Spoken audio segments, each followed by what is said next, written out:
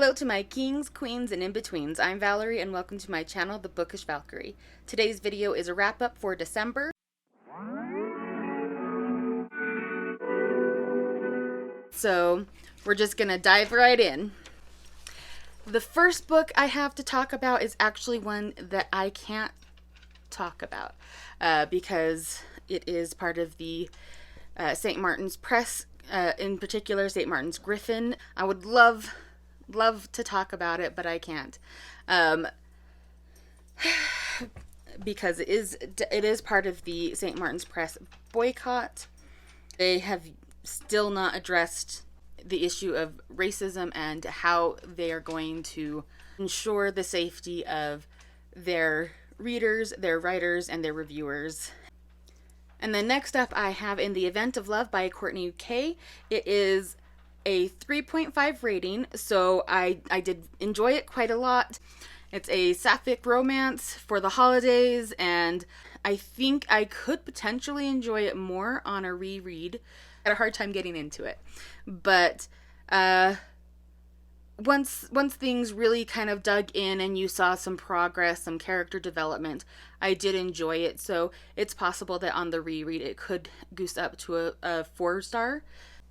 And now that brings us to the 4s. I have 4 books that I rated a 4-star. And I'm going to start with Lights on Knockbridge Lane by Roan Parrish. It is one that I have come back to time and again. I really enjoy it. I think that they are adorable, and I really do enjoy it. This is a male-male romance with a single dad and their nocturnal neighbor. He is a scientist and he works with fluorescent foliage. He's working on a way to provide light that doesn't require electricity, and it's really cool. It's a fun concept, and it definitely is something that I will be picking up in future Christmas seasons. And then the next one after that I have in the 4-star ratings is Fangs by Sarah Anderson. I really enjoyed this. I want to pick up a copy of this for myself. It was really entertaining. I would definitely pick it up again, and I would definitely find myself entertained again. And then after that, I'm gonna go with Grinch Kisses by DJ Jameson. I really loved this. This was the first book in the Christmas Falls series.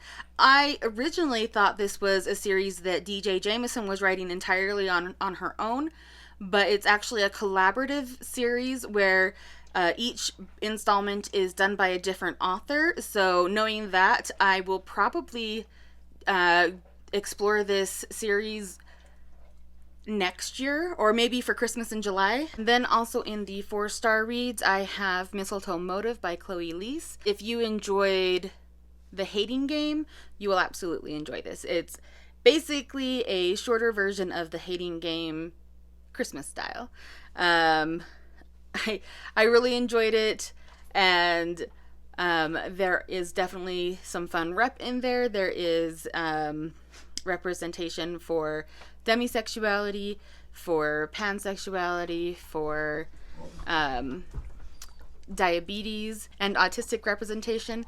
So if you're looking for any of that, you definitely will get it. And then after that, I have a couple of 4.5 ratings, and we're going to start with Jingle Bell Games by Kat Wynn. It is absolutely just a good time. It's a good time in a short amount of pages. I can't remember how many pages it was, but I know it wasn't very many, above 100. But anyway, I really enjoyed it. It was a good time. You get a Grumpy Sunshine matchup. She's the grump, he's the sunshine, and she's older, he's younger. And then there's a dom-sub dynamic involved where he's the dom and she's the sub, and it's kind of delicious. Forewarning, if you really do not enjoy humiliation kink, there's a tiny little bit of humiliation kink involved at one point. But I think that it's made up for, because that's not really my thing, but I do think that it was made up for because it also involves some praise kink, and that was cute. Yeah, it's a cute story. I really enjoyed it. My next 4.5 is The Remaking of Corbin Whale by Roan Parrish. I've come back to this one several times. I love it. Corbin is just a beautiful soul. I love him so much. And his partner is sweet as well. The only reason that I can't quite goose this into a 5-star rating is because there are a couple of moments where I get a little uncomfortable with the way that Corbin's partner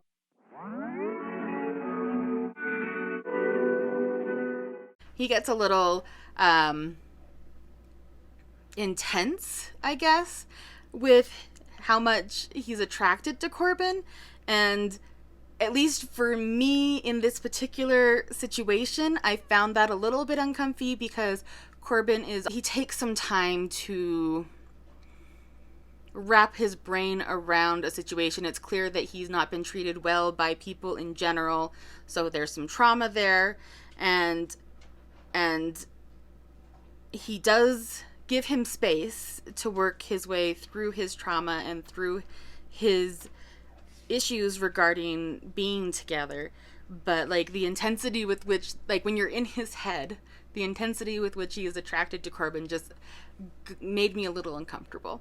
I'm really belaboring this fact, and it really is just tiny. It's like 2 lines, like 1 line here, 1 line there. They're really brief, and it's really probably more a me thing than anything. Overall, I really love this story. It's got a touch of practical magic to it. It's got a touch of, like if you were to take the practical magic storyline and mash it up with Heartstopper, because it's that level of cute and sweet, but it's definitely adult. It's definitely spice forward. I really enjoy it. I've come back to it several times, and it's really nice because rather than centering around Christmas, it centers more around Hanukkah. So far as themes go, it really is very focused on the relationship and on the magic. There is a curse, somewhat like in practical magic, and whether you believe it to be true or not is up to you. The author never really confirms or denies the magic of it all. It's very much one of those things where it doesn't matter if you believe in the magic or not. It's there. Anyhow, it's a great story and I love it. And now the rest of the books in this wrap up are 5 stars, and they're in no particular order. I really enjoyed all of these books. Some of them are rereads. Most of them are not. Well, I would say it's about 50-50. And December was actually my highest reading month so far. So I read 27 books for the month of December. And that's a lot. And a good chunk of them were in the last week with my little reading challenge that I set for myself to see how many books I could read in that last week. So a lot of them are graphic novels or manga. So this was a book that I was finishing up. I started it in November and I finished it the first day of December, and that is White Trash Zombie Unchained. I really, really, really love this series, and this is absolutely my favorite book in the series. I can't even tell you how much I love the way Diana Rowland brought this story to a head, and she tied in things from the beginning through to the end. She is a great author, and I definitely need to read more of her books. So if you haven't read the White Trash Zombie series, I highly, highly recommend it.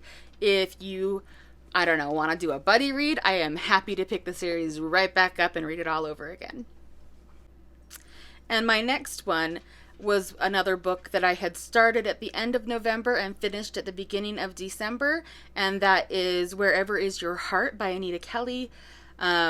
Unfortunately, it came to light shortly after I finished reading this that Anita Kelly had posted, I don't remember if it was Twitter or Threads, but she posted some very anti-Semitic comments. I don't know exactly what she said, but she absolutely did not retract her comments. She didn't apologize for her comments. She actually kind of doubled down from what I understand. And then she just deleted her whole account. And I'm assuming that once she feels like this is all blown over, she will probably just start up again like nothing happened. And I really am very disappointed in that. I find that really unfortunate because Anita Kelly has written some of my favorite stories, some of my favorite queer stories, including Wherever Is Your Heart. It's a really sweet, sapphic love story between two butch lesbians, and they're both older, and I just really loved it, and I'm so sad to hear that I'm gonna have to add her to my authors behaving badly timeout corner. If she ever decides to address the issue and talk about it and apologize something, then I'll happily move her back to my regular shelves, but unfortunately she's going on the timeout shelf. Next up, I have the shortest book that I read, and it was 26 pages or 27 pages, somewhere around there, and that is A Reluctant Santa by Roan Parrish. It's like super short and stunningly well done for such a short story. I loved it, and I highly recommend it. And then next up was a later in the season than usual for me reread of The Sugar Queen by Sarah Addison Allen. I love this story. I have loved it from the beginning. It's the second book that she ever published, and I have been in love with the story since I first read it. It has some almost fairy tale elements to it. It definitely has a ghost. It definitely has a lot of magical realism in it, and this is probably one of my favorite seasonal reads. I come back to it every fall/winter, and I just love it. My next 5-star read is Wrapped Up in You by Talia Hibbert. I also gushed about this on my shorts and in my TikToks, and I just love it. Absolutely go back and watch that. It's so good. She's so good. Talia Hibbert, hands down, one of my absolute favorite authors. She never fails to bring the goods. It's always just so good. Absolutely pick it up if you can. It is a Kobo original, so that means you can only get it on Kobo, I believe. Maybe. I'm not really entirely sure how that all works, but it is a Kobo original. You can get it with a Kobo Plus membership for free on ebook and audio. I went the audiobook route just so I had something that I could listen to while I was doing dishes and stuff like that. It was a great read. Really enjoyed it. Absolutely loved it. Definitely 5 stars. And then I have a couple of kids books that I read in the last week of the month, and I don't know which of them is my favorite. They're great in different ways. This one is Cora Cook's Pancit. It's about a little girl learning how to cook for the first time. She's the youngest of 5 children. So not something I can really identify with, but I do understand it because I am the oldest of 5 children.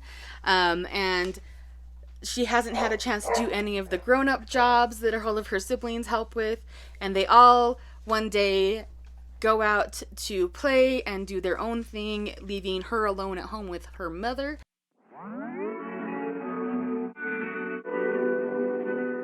So her mother asks her what she wants to cook, and she chooses pancit.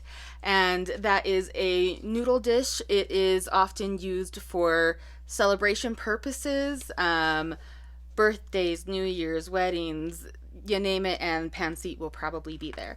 And every family has their own way of going about it, their own version of pancit. And it depends on the region, the family. Every recipe is different. And this one in particular is Cora's Lolo's recipe for pancit that her mother teaches her, and it's adorable. It's so sweet. I gotta show you one of my favorite pictures in here. Look at how cute she is. She's so freaking cute. And then her puppy stealing her plushy penguin. It's just too good. Too good. I love it. And then in the very, very back of the book, last page, you get the recipe for Lolo's pancit. And it's actually a little bit different than any of the recipes I've seen or have been told about. So usually you will see like a fish sauce or an oyster sauce in a pancit recipe, but this one doesn't have any. So for those of you who have like a shellfish allergy, this would be a great version of a pancit recipe for you. It looks really good, and I definitely want to give this version of pancit a try. And the next kids book that I read for the month of December is Hair Love by Matthew A. Cherry. It is an adaptation of the video Hair Love that you may have seen online. If you haven't, definitely give it a look. It's so cute, so pretty, and like, look at this family. Aren't they just beautiful? And look at this little girl. Oh my god. This one gets my heart every single time. If you want to see a great example of a daddy-daughter relationship, if you want to see a great example of a father stepping up and being there for his daughter, this is a great book to have on hand for that. This is a beautiful story, a beautiful book. The art is amazing, and I absolutely encourage you to pick up a copy of this for yourself, for your kids, for your nibblings. Anybody that can enjoy Kidlit would enjoy this. Next up, I have Cheer Up, Love and Pom-Poms by Crystal Fraser and Val Wise. And I just love this book. This is the second time I've read this one. And honestly, I don't know how I forgot, but I pretty much forgot like all of the details with this. All I really remembered was who these characters were and what their dynamic was. But rereading it, it's just fantastic. I definitely laughed out loud at some of the parental interactions. She's got a great mother. Look at this lady. Look at her. Isn't she beautiful? Anyhow, she's a great mother. She's a great example of a mother. And I just absolutely love this. And then the other set of parents that you see in this are the parents of the other girl. And they definitely are struggling but doing their best adjusting to the idea of their daughter being their daughter and not their son. But by the end of the story, the struggle is definitely no longer really there. They have a conversation about boundaries, and acceptance is involved in a beautiful way. And it's just so good. And there's even a lovely confrontation towards the end that takes place at prom. And there's a little bit of a love story and some dynamics with a team, like basically very girl gang vibes, but you know, in cheerleading outfits. It's great. I absolutely recommend this. Next, I have the Heartstopper series. I reread the series. This is a Barnes & Noble special edition, and I picked this up a few months ago. I really liked this version.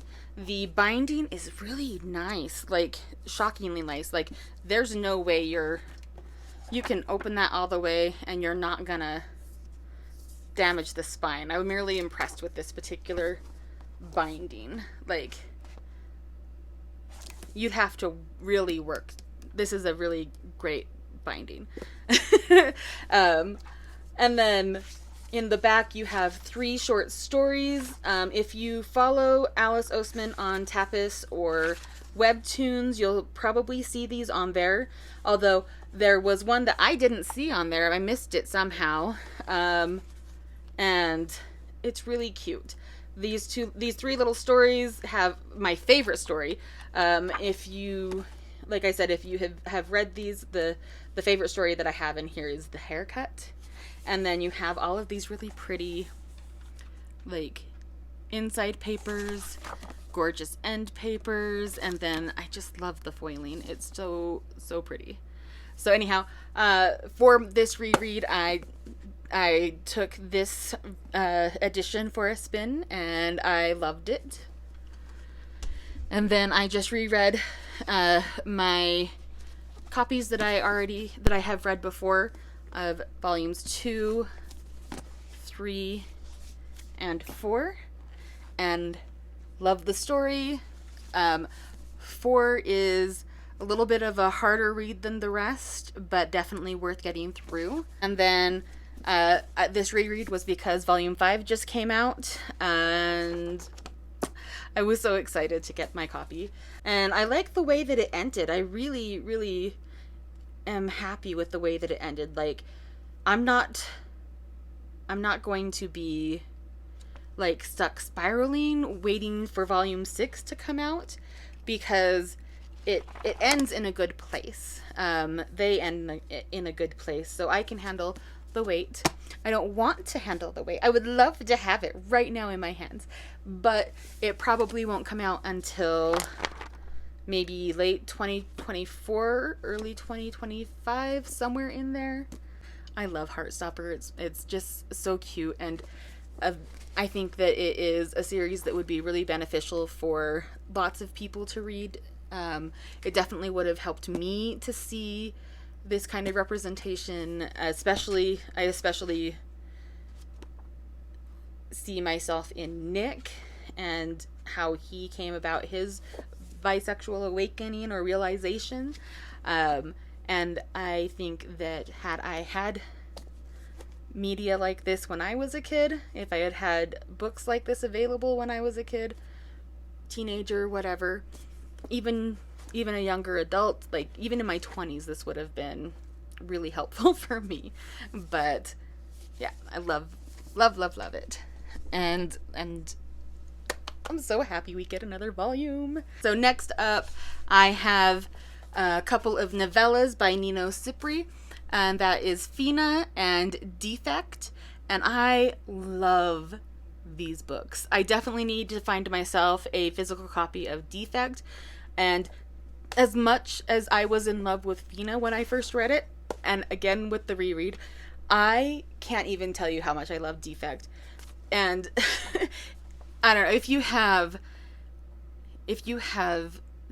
worked any kind of retail or worked for any kind of corporation, I think you will definitely find some connections to the characters in both Fina and Defect.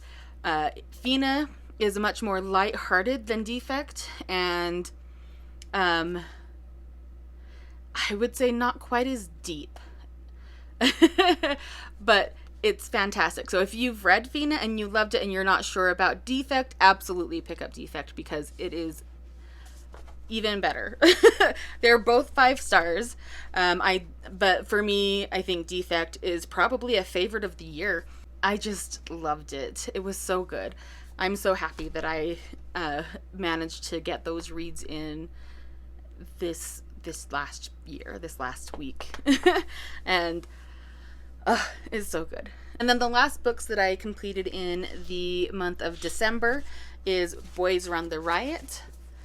It is a complete series, and it is only 4 volumes, so if you're looking for a fast manga series to get into, something that won't completely break your bank to purchase the entirety of it, I think that Boys Run the Riot is a great series. So it centers around 2 boys, Rio and Jin, and Rio is a trans boy and Jin is somebody who is repeating his grade. He spots Rio right away and immediately wants to make friends with him, and he sees his art and asks him if he wants to make a brand together, to create a clothing line together. And it's really fantastic. Honestly, the friendship here is awesome. And the mangaka Kato Gaku commissioned another artist to make the graffiti that Rio does to express his frustrations and express himself in the world. And it really pops. It's gorgeous. Look at that. Like, I don't know. When I saw that, I don't know if it translates well to video, but when I saw that piece, it just really moved me. I really felt it down in my bones. And this whole series is like that. The whole series is very relatable, no matter how you identify, no matter who you are.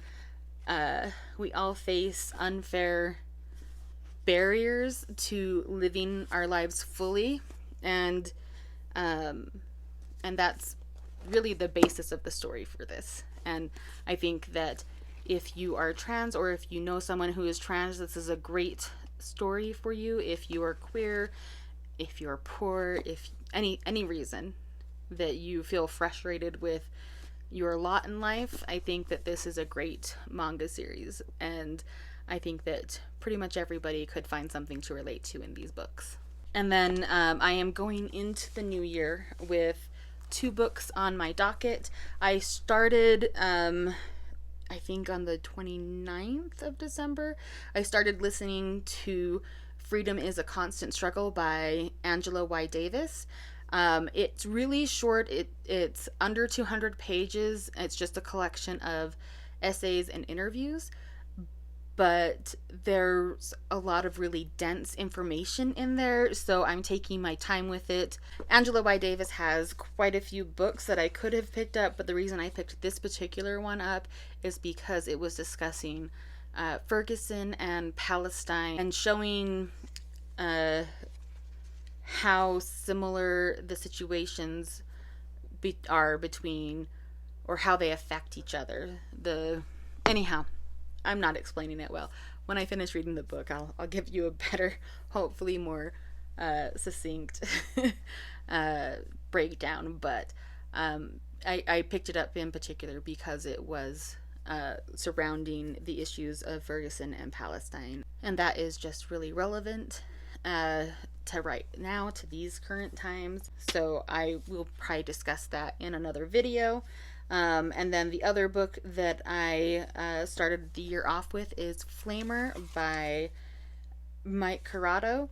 I haven't gotten very far in it. The last couple days have just been centering around things other than reading for me, but it is the book that I'm reading. It's available on Kindle Unlimited, so if you're interested in picking that up, it is a banned book, and it centers around a queer boy, and I don't really know much more about it than that.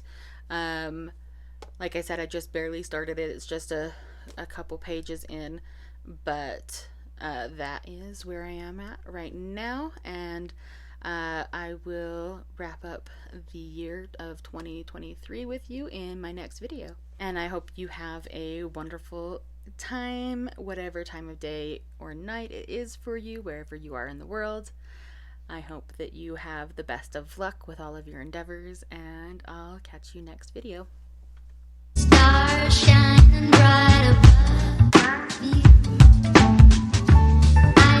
Breezes seem to whisper that sycamore tree. Dream a little dreamer. I'm Valerie, and welcome to this is a wrap up for December.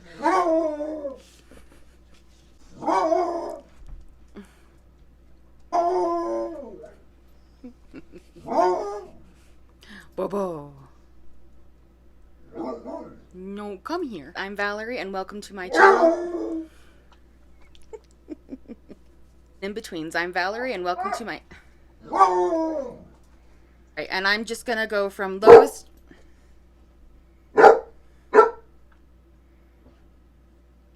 So I'm just gonna go... Little miss. So I'm just gonna go from my lowest ranking to my highest rankings. Hello to my...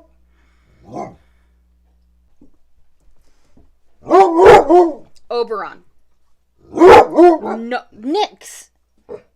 Don't woof at me. Oh, you are the sassiest. Are you quite finished? It's a really cute story about a little bookstore, and my dogs are trying to just drive me nuts. Stop! You will absolutely get it with this book.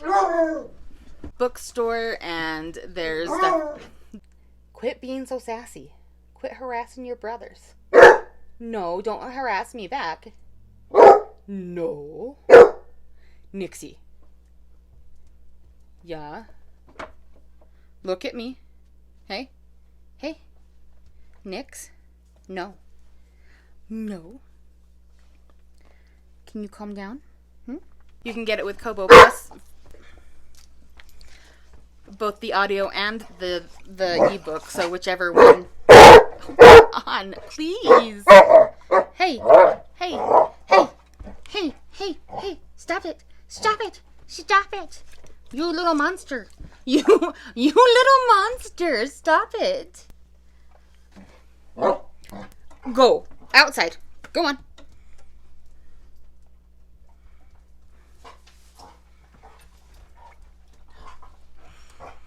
Maybe I'll get this filmed. Maybe. Oh, your ears are wet. Gross. Ew.